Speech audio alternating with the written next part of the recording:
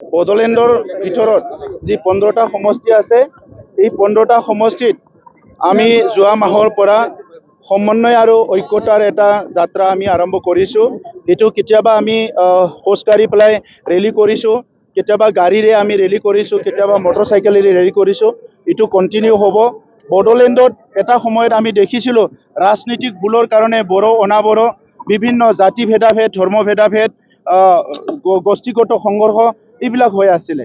যোৱা 5টা বছৰত UPPL চৰকাৰ অহাৰ সময়ত এই প্ৰত্যেকটো বিষয়টো খুব আন্তৰিকতাৰে লৈ পেলাই আমি সমাধান কৰিছিলোঁ।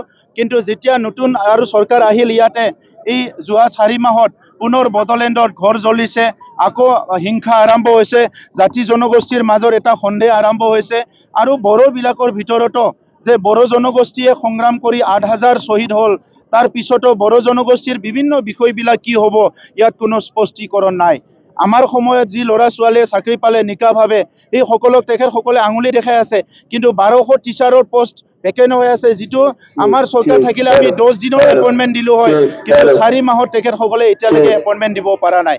আজি বড়োলেণ্ডত ইমান বিশৃংখল হৈছে, মানে আজি ল'ৰা ছোৱালীবিলাকে জুৱা খেলাৰ পৰা আদি, শ্ৰীৰামপুৰৰ চেণ্ডিকেটৰ পৰা আদি কৰি বহুত এটা বেয়া এটা পৰিৱেশ আজি সৃষ্টি হৈছে। এই আটাইবোৰ বিষয়টো লৈ পেলাই UPPL দলে আমি আমাৰ দলীয় মজিয়াত চিন্তা চৰ্চা কৰি আছোঁ।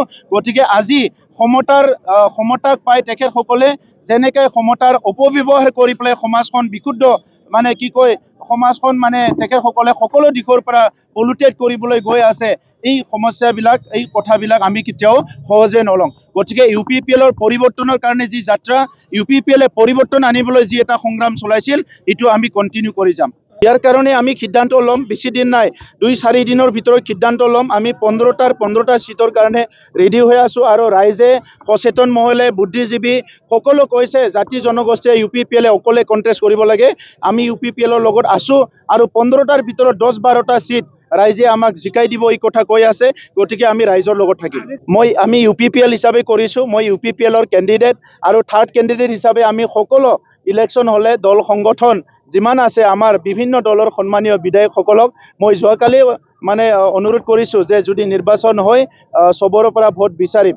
আৰু যদি নিৰ্বাচন নহয়, তেতিয়াতো আনকণ্টেষ্ট এইটো সমাপ্ত হৈ যাব।